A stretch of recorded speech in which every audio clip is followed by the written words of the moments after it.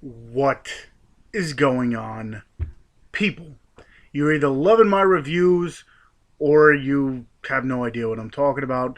But if you're watching this video now, this is the fourth video for my Wild Eye releasing little mail day, I guess you want to call it. Wild Eye Releasing was nice enough to send over a few movies for me to review.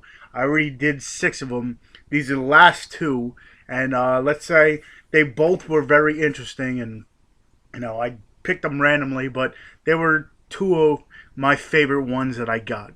The first one here is directed by Richard Griffin. It's written by Tony Nunes. It's produced by Ted Marr and Kristin Kayala. Again, if you haven't seen all my videos so far, I'm horrible with naming names or pronouncing names. So hopefully I didn't destroy them too much or mess them up too much. This one's starring Michael Reed, Sarah Nicklin, Ruth Sullivan, and many more. And it's got original music by Daniel Hildreth, and it's with Scorpio Film Releasing in association with Wild Eye Releasing, and that movie is the Disco Exorcist. This one pretty much takes place in the 70s.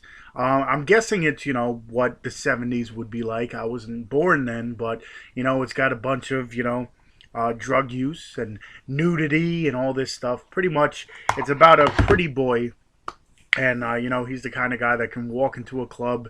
All the girls fall for him. He ends up, taking them home. One night stand, bing bang that, bing bang that. I just made that whole statement up, but he does his thing. One night stands, and then he throws him to the curb pretty much until he meets this one who, let's just say she's not your typical girl. She's into all this, I don't want to say black magic, but she's into stuff that most girls aren't.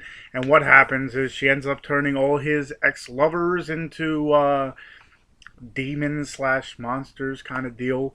It's very entertaining. I was never the biggest, disco movie fan or, placed in the 70s, like this kind of, like I said, disco stuff. Never really into that. But to tell you the truth, overall, it was pretty entertaining. A lot of nudity, a lot of drug use, like I said. If you're into that kind of stuff, I say go ahead and check out the Disco Exorcist. And the last movie I watched, I must say this one probably was my favorite overall out of all the movies that I was sent. I guess save the best for last, even though I didn't really plan for that to happen. But this one is written by, directed by, and produced by partly Kris Hulbert. It's also directed by Randy Kent, and it's also produced by Andre Vahl. Director of photography is Tal Larsen, and it stars a good amount of people, and I have it written down here.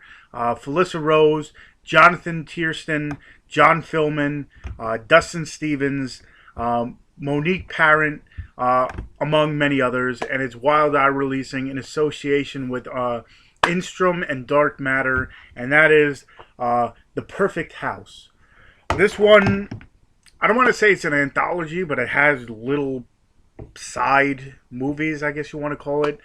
Pretty much, it starts off with neighbors going to visit another neighbor for dinner, and an argument ensues. And, then it turns to black, and you kind of hear stuff, so you think something happened. And then it kind of fast forwards in time to this new couple coming and checking out this house, which you saw before the credits because that's the house they were in.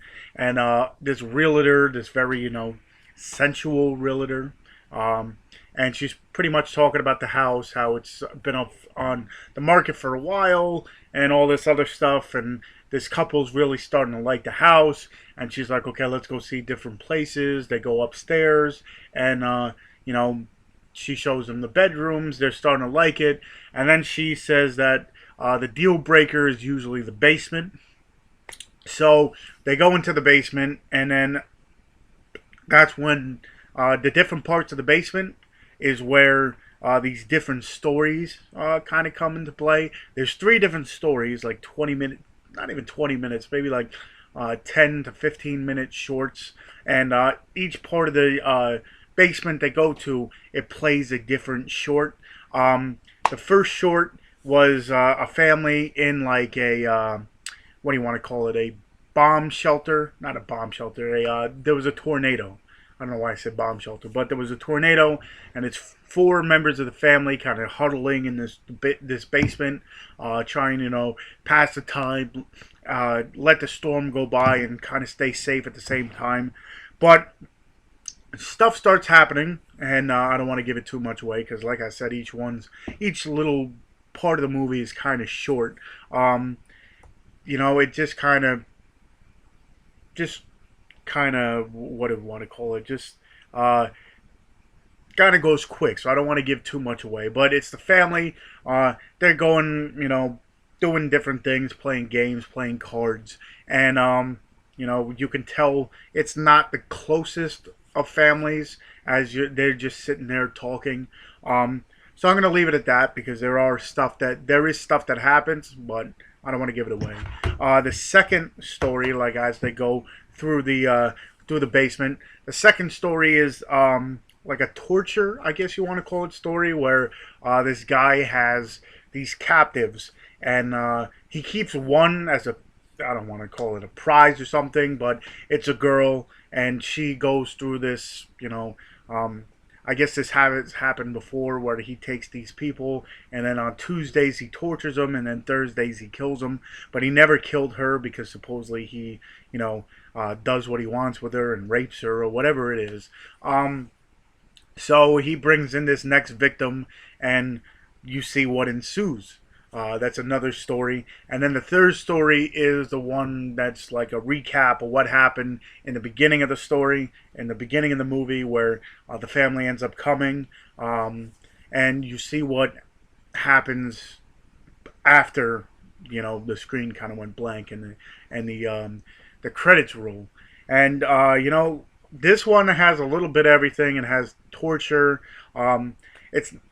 There's certain graphic scenes and there's certain scenes that might not be for everyone kind of deal because there is, I guess, violence against children that some people might find a little bit too offensive. I mean, I don't want to say I enjoy it, but what happens in film happens in film. It doesn't really bother me horribly, I guess you want to call it. So there's stuff that happens to children, people get tortured, and all this stuff. And the final one, which is actually the beginning, kind of, time travel, I guess you want to call it. You find out why this guy does what he does, and it's kind of, an interesting, I guess some people just love certain things a little bit too much. That's all I'm going to leave it at. But definitely this is one that I enjoyed myself. Like I said, this was probably one of the, I'm going to say the best one overall that I kind of got into kind of deal. So I'd say definitely go ahead and check out both of these if you haven't already. The Disco Exorcist and The Perfect House. Also, the other movies which I did review, if you haven't checked out my reviews, these are in no particular order, but The Horror Network, Paranormal Halloween, well, Caesar and Otto's Paranormal Halloween. This is another one I really enjoyed. It is a horror comedy. These over here, Serial Caller, Queen Crab. Probably didn't even see those. I kind of held them off the camera, but Queen Crab, A Plague So Pleasant, and The Survival Knife, or Survival Knife. So these were the movies that Wild Eye did send over. Very nice people over at Wild Eye. Again, definitely check all these out if you have not already. Definitely, I'll hold it that way. But definitely go ahead. Like I said, you could probably find most of these on Amazon. And if you can't find it on there for some reason, they probably have it on WildEyeReleasing.com. So yeah, that was 4 videos 2 movies in each. Definitely, checked out some movies that I've never seen before.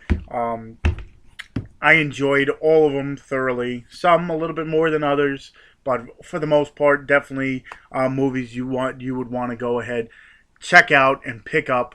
And yeah, so until the next time, until my next review, I will see you guys.